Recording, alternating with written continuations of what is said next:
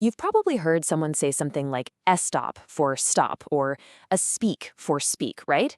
Well, it turns out this isn't just a simple mistake. It's actually a super common feature of Spanish accented English, and believe me, it is way more fascinating than it sounds. It's the brain following this hidden, incredibly consistent set of rules. So let's dive in and see exactly how this works. Okay, first things first, let's really tune our ears to the sound we're talking about. You've almost certainly heard this before, but you might not have realized just how complex the mechanics are behind it. So you'll hear it in a name like Stella, which might become E-Stella, or a word like special becoming especial.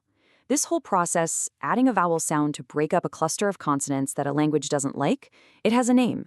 It's called epenthesis, and it's basically a linguistic repair strategy that languages use all over the world. So you might be thinking, okay, so is this just an error, a bad habit that someone needs to fix? Well, here's the thing. The answer is a hard no. What's happening here is actually a brilliant example of the human brain's logical, rule-based approach to language, even when it's learning a new one. And what's really cool is that this isn't random in the slightest. The brain is following a very, very strict set of rules. It's kind of like a hidden grammar for sounds that every native speaker learns without ever, cracking open a textbook. And that rulebook has a name. It's called phonotactics. The best way to think about it is like the traffic laws for sounds in a language. It tells you which sounds are allowed to be next to each other, which ones can start a word, and which ones can end one. And every single language has its own unique phonotactic rulebook. And this right here, this is where the two rulebooks clash. See, in Spanish, the phonotactic rules absolutely forbid starting a syllable with an S followed by another consonant. So words like estar or especial are totally fine because that S actually ends the first syllable. But English, we do it all the time. Star, special, no problem for us. So when a native Spanish speaker's brain comes across an English word like stop, it sees an illegal structure. It basically flags it, whoop whoop, violation of the rules. So what's its logical solution? Well, it inserts a vowel at the beginning to fix it, turning the illegal one-syllable stop into the perfectly legal two-syllable structure, estop. The brain isn't making a mistake. It's just enforcing its own laws. And check this out. This graph illustrates the why on a much deeper level. Spanish rules require a nice, smooth, continuous rise in what's called sonority, or sound energy, as you head into a vowel. So on the left, you can see the English word star has this illegal dip in energy between the S and the T. But look at the right. The Spanish is star is perfect. That inserted E creates the smooth ramp up the rulebook requires. Okay, so we get it. A vowel is added to make the word play by the rules. But the detective work does not stop there. The next question is, what vowel is it exactly? And the answer is actually pretty surprising. For years and years, linguists, teachers, pretty much everyone just kind of assumed that the inserted vowel was the eh sound, like in the word dress. It sounds about right, doesn't it? Stop. But some recent research decided to put that assumption to the test. And to do that, scientists use this amazing tool called acoustic phonetics.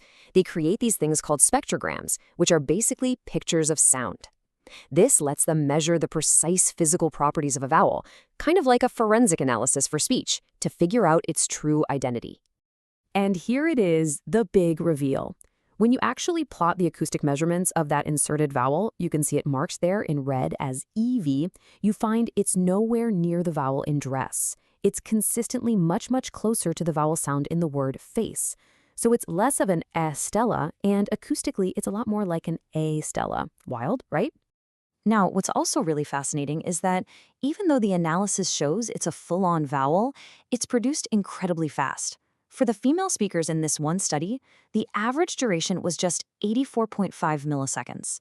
It's a real vowel for sure, but man, is it a fleeting one. Okay, so this is all really cool science, but how can we actually use this knowledge? Well, it turns out that understanding the why behind all this leads to a really clever trick that can help learners and teachers get a handle on the English version. See, the key isn't to just tell your brain, hey, stop adding a vowel. That's like trying to fight your own internal logic. It's not going to work. Instead, you can give your brain a totally different and legal way to solve the problem by just mentally reassigning where that S sound lives. So here's how the trick works. You take a phrase like, I can't stop. Instead of thinking about the word stop, which starts with that illegal cluster, you trick your brain. You mentally attach the S to the end of the word that came before it. So can't stop becomes can't's top. And just like that, the word top is perfectly fine for your brain to process, and the S is just hanging out at the end of the previous word. The need to insert a vowel, it just vanishes. So let's zoom out. What's the big takeaway here? This isn't just some quirky little detail about one accent. This is a window into how language, the brain, and the process of learning all connect. What this really shows us is that an accent isn't just a random collection of mistakes. Not at all. It's the product of a different but equally consistent and logical rule system that's running in the background.